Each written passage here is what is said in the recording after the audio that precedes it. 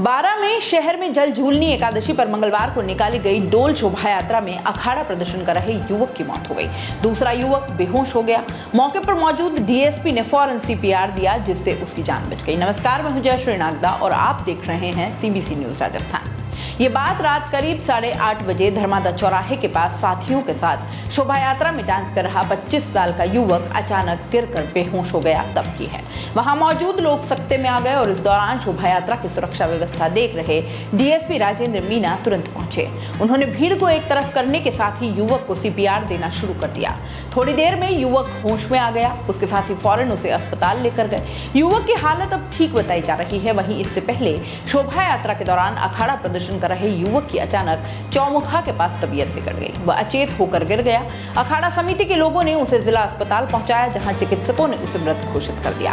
Police के अनुसार शहर निवासी लकी सोनी पुत्र दिनेश सोनी मंगलवार को विष्णु व्यायामशाला के अखाड़े के साथ मौजूद थे, जहां चौमुखा के पास शाम को अखाड़ा का प्रदर्शन करते वक्त युवक की अचानक तबीयत बिगड़ गई। इससे युवक अचेत होकर गिर गया और इस दौरान उसके साथ मौजूदा अखाड़ा समिति के अन्य लोग अस्पताल लेकर पहुंचे। यहाँ चिकित्सकों ने उसे मृत घोषित कर दिया। परिजनों की ओर से पोस्टमार्टम और पुलिस कार्रवाई से मना कर दिया गया। ऐसे में पुलिस ने शव परिजनों के सुपुर्द कर दिया। बारां शहर में जल झूलनी एकादशी के अवसर पर मंगलवार को डोल शोभा यात्रा निकली। शोभा यात्रा में 57 से ज्यादा देव विमान और अखाड़े शहर के विभिन्न मार्गों से होते हुए प्रताप चौक, सब्जी मंडी की टेक होते हुए श्रीजी मंदिर पहुंचे, जहां से परंपरागत मार्ग होते हुए शाम को डोल तालाब की पाल पहुंचे। शोभा यात्रा को देखने के लिए जिले भर सहित मध्य प्रदेश से बड़ी संख्या में श्रद्धालु बारां पहुंचे। शोभा यात्रा को लेकर लोगों में खासा उत्साह रहा। पुलिस और प्रशासन की ओर से भी सुरक्षा के पुख्ता इंतजाम किए गए। जगह जगह पुलिस फोर्स तैनात रही, साथ ही ड्रोन से निगरानी भी रखी गई। शोभा यात्रा के साथ 17 दिवसीय डोल मेले का आगाज हो गया।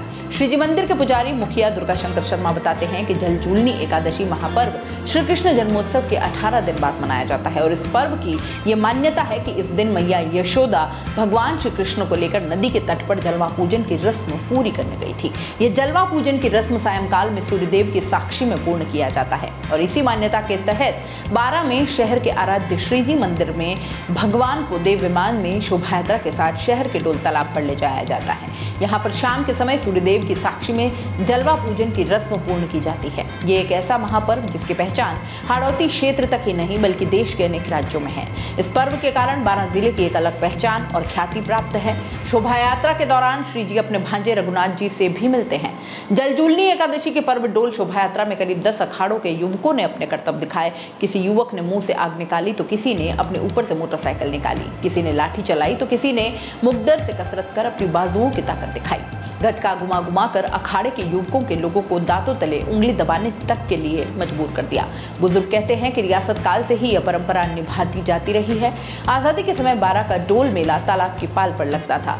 तब यह डोल मेला केवल 2-3 दिनों के लिए लगता था, जिसमें गांव की दुकानों का इस्तेमाल हाट जैसे स्टॉलों और टेंटों में किया जाता था। इसमें खेती और घरेलू जरूरत की सामग्री की खरीद के लिए लोग यहाँ पहुंचते थे और इसके बाद से मेले का स्वरूप बढ़ता चला गया। अब मेला 17 दिन तक लगता है। 500 से दुकानें और स्टॉल लगती हैं। इस मेले में कोटा संभाग के अलावा मध्य प्रदेश, उत्तर प्रदेश के कई नगर क्षेत्रों के व्यापारी खरीद फरोख्त के लिए आते हैं।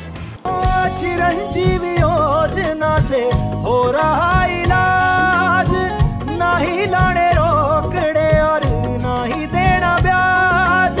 खर्चा खुर्चा कुछ ना होवे बात बड़ी, अस्पताल का खर्चा है ना बात बड़ी। राजस्थान में रौनक चौगुनी, रात बढ़त की राजुनी राजस्थान में।